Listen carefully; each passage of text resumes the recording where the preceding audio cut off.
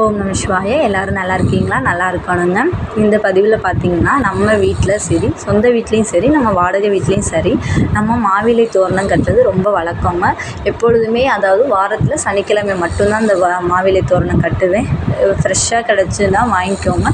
அதாவது கொஞ்சம் அதில் அழுக்கு அது மாதிரி இல்லாமல் நல்லா வாஷ் பண்ணி எடுத்துக்கோங்க. நல்ல மா இலைகள் எடுத்துக்கோங்க. கிழிஞ்சது ஆனால் அந்த ஓட்டை போட்டது அந்த மாதிரி இல்லாமல் நல்ல ஃப்ரெஷ்ஷான மா இலைகள் எடுத்துக்கோங்க. நூல் எடுத்து வெள்ளை நூலில் மஞ்சள் தடவி மஞ்சள் கயிறை வந்து நல்லா நீட்டமாக உங்கள் வீட்டுக்கு எவ்வளோ சைஸ்லாம் அதுக்கேற்ற மாதிரி வச்சுக்கோங்க. அதுக்கப்புறம் பார்த்திங்கன்னா மிக முக்கியமானது பார்த்திங்கன்னா 11 மாவிலைகள் வச்சுக்கணும். அதுதாங்க ரொம்ப ரொம்ப முக்கியம். மஞ்சள் குங்குமம் வச்சு அந்த மாவிலைகளை அலங்கரிச்சுக்கோங்க. மாவிலைகள் வந்து நம்ம முதல்லேருந்தே பார்க்குறப்ப நான் ஒரு பாசிட்டிவ் எனர்ஜியை தரும், கெட்ட எண்ணங்களை வந்து அதை அப்சர்வ் பண்ணிக்குன்னு சொல்கிறாங்க. அதனால தான் நம்ம தலைவாசலில் வந்து அதை கட்டுறோம். நம்ம வீட்டுக்குள்ளே வந்து கெட்ட எனர்ஜி வரக்கூடாதுங்கிறதுக்காக இதை அப்சர்வ் பண்ணிடும். அப்படிங்கிறதுக்காக தான் நம்ம தலைவாசலோட மேலே வந்து நம்ம இதை கட்டுறோம்.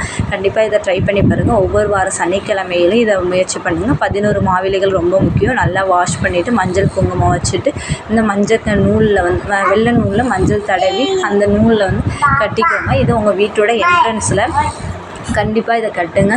அங்கே ஒரு சின்ன பிள்ளையார் ஃபோட்டோவோ சிலையோ கண்டிப்பாக வையுங்க. வாஸ்து பிரச்சனைகள் உள்ளவங்க கண்டிப்பாக அந்த வீட்டில் விநாயகர் சிலையோ ஃபோட்டோவோ இருந்துச்சுன்னா எந்த வாஸ்து இதுவுமே நம்மளை வந்து தீண்டாது, நமக்கு நல்லதே நடக்கும்.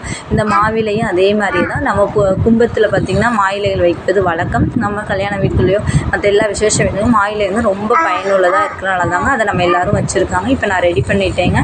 இதை நம்ம அப்படியே கோத்தரலாம். கோத்து முடிச்சாச்சு. நம்ம வீட்டில் என்ட்ரன்ஸில் கட்டிடுறோம். இதை நான் தொடர்ந்து செய்கிறேன். நல்ல மாற்றங்கள் கிடைக்குது. நீங்களும் செய்யுங்க.